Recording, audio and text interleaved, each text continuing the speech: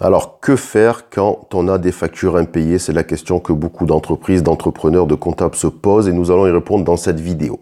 Alors, ce qu'il faut bien comprendre, c'est que le recouvrement de créances, c'est quand même une stratégie d'entreprise qui est malheureusement traitée de façon marginale par bon nombre d'entreprises. Et pourtant, il y aurait plus de 56 milliards d'euros de factures impayées sur le territoire français. Est-ce que vous vous rendez compte? 56 milliards, ça ferait...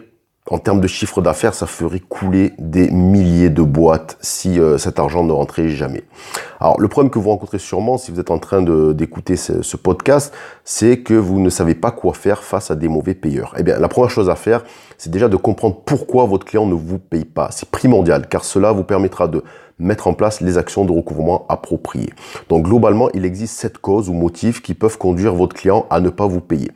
Pour vous faire gagner du temps et de l'argent, je vous ai tout listé dans un PDF que je vous invite à télécharger en cliquant sur le lien qui est dans la description. C'est les 7 causes d'impayés. Tout est expliqué, c'est gratuit. Allez-y, téléchargez. Et moi, je continue le podcast. Alors, on va quand même partir du principe que vous ne connaissez pour l'instant pas la raison qui pousse votre client à ne pas vous régler vos factures. Donc, il va falloir quand même passer à l'action, sans plus attendre. Car vous le savez, plus vous attendez, moins vous avez de chances de vous faire payer. La première chose à faire, donc, en cas de retard de paiement, c'est de passer un coup de fil à votre client ou de lui envoyer un email. En fait, peu importe. Ceci dit, cette action ne peut être réalisée qu'à condition que le nombre de vos factures impayées soit limité. Si vous avez plusieurs centaines de factures en retard de paiement, vous ne pouvez pas vous amuser à téléphoner à tout le monde.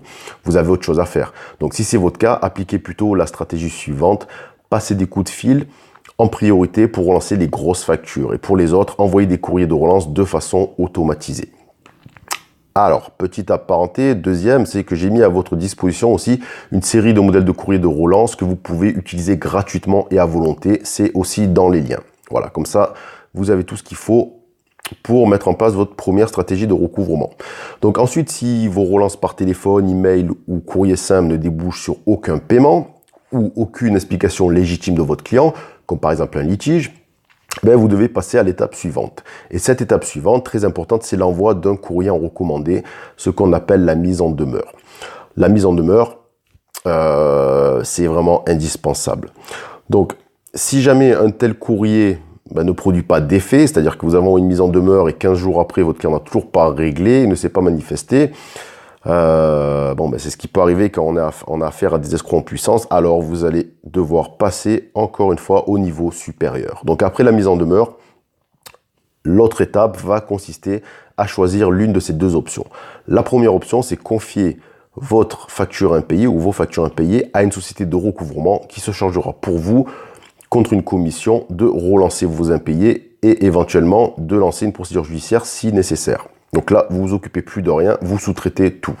Deuxième possibilité, c'est de lancer vous-même une action en justice. En général, cette action en justice, ça sera une injonction de payer qui est la procédure la plus rapide et la plus simple. J'ai fait d'autres vidéos à ce sujet, aussi pas mal d'articles sur mon blog, donc je vous invite à vous y rendre si vous posez encore des questions sur l'injonction de payer. Alors, quand on confie, donc on a dit en premier lieu, confier ces dossiers à une société de recouvrement. Donc là, vous marquez des points sur 2 tableaux. D'une part, ça vous permet de libérer du temps pour vous consacrer à votre activité plutôt que de vous arracher les cheveux au téléphone à relancer des connards qui se foutent de votre gueule. Et deuxièmement, quand votre client s'apercevra que c'est une société de recouvrement qui reprend les choses en main, il y a de grandes chances pour qu'il flippe un bon coup et passe à la caisse. Et oui, c'est efficace. Bon, des fois ça marche pas, mais en tout cas, ça multiplie quand même vos chances de récupérer de l'argent. La deuxième possibilité qu'on vient de voir, c'est l'injonction de payer. Donc, comme je le disais, c'est une procédure judiciaire qui est rapide, facile et qui est la moins chère que vous pouvez entreprendre à la rencontre d'un débiteur.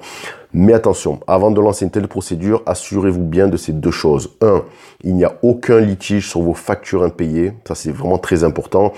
2, assurez-vous d'avoir tous les justificatifs de votre créance, c'est-à-dire le bon de commande, le devis signé par le client, le bon de livraison, etc., etc.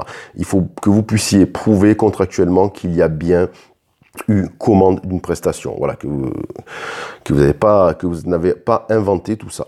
Dans le cas contraire, ce qui risque de se passer, c'est que votre débiteur risque de faire opposition à votre injonction de payer et là, vous jouez gros. Parce que si par malheur, le juge considère que vous avez lancé une procédure abusive, c'est vous qui risquez de vous faire condamner, même si vous êtes de bonne foi, contrairement à votre client. Ouais, c'est injuste, mais vous savez, la justice, c'est comme ça. La justice ne se fonde pas sur enfin, en tout cas au niveau commercial, sur la bonne foi, la gentillesse, l'honnêteté. Non, il se fie sur des preuves. Voilà, on veut une preuve, il n'y a pas de preuve, vous perdez. Hein. Même si dans le fond, le juge sait très bien que vous êtes honnête, c'est pas comme ça que ça fonctionne. Donc, soyez bien carré, ayez toutes les preuves.